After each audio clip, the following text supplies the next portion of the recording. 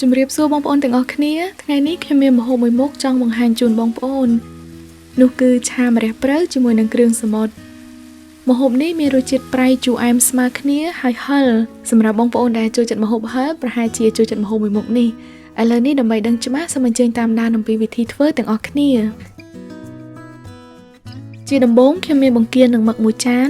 គឺបង្គា3ខាំមឹក2ខាំដែលខ្ញុំបានសម្អាតបកសម្បកនិងហូតសរសៃខ្នងចេញរួចអស់ហើយគឺយើងត្រូវយកវាទៅស្រុះដូច្នេះសូមដាំទឹកមួយកូនឆ្នាំង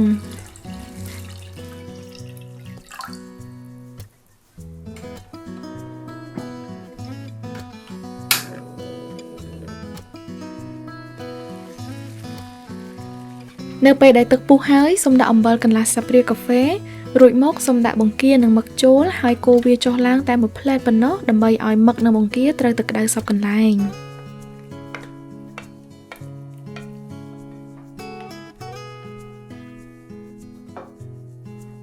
រួចមកសូមស្រង់វាចេញភ្លាមយើងមិនចាំបាច់ចាំរហូតទាល់តែទឹកពុះម្ដងទៀតនោះទេការស្រស់តែមួយផ្លែតបែបនេះធ្វើឲ្យបង្គានិងមឹកទន់ល្អហើយអត់ចេញទឹកច្រើននៅពេលដែលយើងយកទៅឆាឥឡូវនេះយើងត្រូវបុកម្ទេសនិងខ្ទឹមសវិញម្ដងដំបូងខ្ញុំនឹងបុកម្ទេសក្រៀមជាមុនសិនចំណែកចំនួនម្ទេសគឺអាស្រ័យទៅលើបងប្អូនចូលចិត្តហឹរខ្លាំងប៉ុណ្ណាហើយម្យ៉ាងទៀតបើបងប្អូនអត់មានម្ទេសក្រៀមមិនចាំបាច់ដាក់ក៏បានដែរ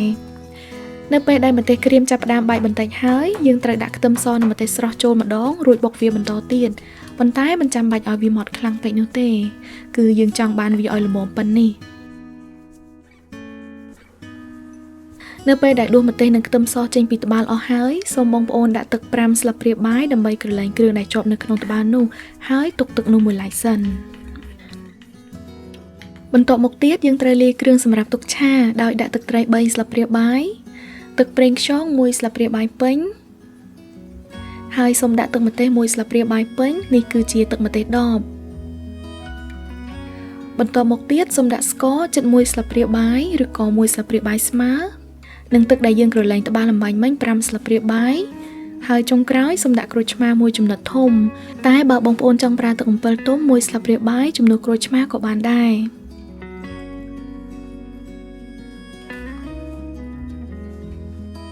រួចហើយត្រូវកូរវាចូលគ្នាឲ្យសព្វជាចុងក្រោយគឺមានបន្លែត្រកួនហើយនិងម្រះព្រៅខ្ញុំដាក់ត្រកួនប្រហែលជា2ក្តាប់ដៃពេញនិងម្រះព្រៅមួយកូនចានប៉ុន្តែបើបងប្អូនអត់ចូលចិត្តត្រកួនមិនចាំបាច់ដាក់ក៏បានឬក៏អាចជំនួសដោយប្រើបន្លែផ្សេងដូចជាកញ្ឆែតក៏បានដែរក្រោយពីបានរៀបចំគ្រឿងអស់ហើយឥឡូវយើងត្រូវដាំខ្ទះមួយឲ្យក្តៅដោយដាក់ប្រេងឆា1ស្លាបព្រាបាយរួចមកសូមដាក់ម្ទេសនិងខ្ទឹមសដែលយើងបានបុករួចហើយលីងវាឲ្យឈ្ងុយ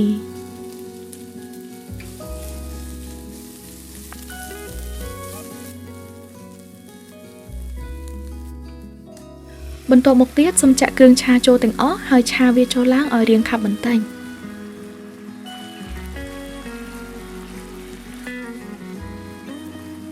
រួចមកសូមដាក់មឹកបង្គានិងត្រកួនចូលទាំងអស់ហើយឆាវាចូលគ្នាឲ្យសព្វប៉ុន្តែសូមបងប្អូនកុំឆាវាយូរពេកដើម្បីកុំឲ្យត្រកួនឬក៏គ្រឿងសមុទ្ររបស់យើងឆ្អិនជ្រុល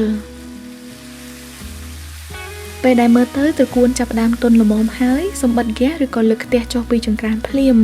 រួចដាក់ម្រះព្រៅចូលហើយឆាវា2 3ត្រឡប់ទៀតគឺជាការស្រេចម្ហូបមួយមុខនេះពិតជាស្រួលធ្វើប៉ុន្តែវាមានរសជាតិឆ្ងាញ់ខ្ញុំសង្ឃឹមថាបងប្អូននឹងសាកល្បងធ្វើម្ហូបមួយមុខនេះហើយប្រសិនបើបងប្អូនចូលចិត្តឬក៏មានយោបល់ណាមួយសូមសរសេរ comment នៅខាងក្រោមអរគុណច្រើនបងប្អូនទាំងអស់គ្នាដែលបានចំណាយពេលទស្សនាវីដេអូរបស់ខ្ញុំនៅថ្ងៃនេះសូមបងប្អូនជួយចុច like និង subscribe YouTube channel និង Facebook page របស់ខ្ញុំផងហើយជាពិសេសសូមជួយ share វីដេអូនេះឲ្យបានច្រើនផងដែរអរគុណច្រើនសូមជួបគ្នានៅវីដេអូក្រោយទៀតជម្រាបលា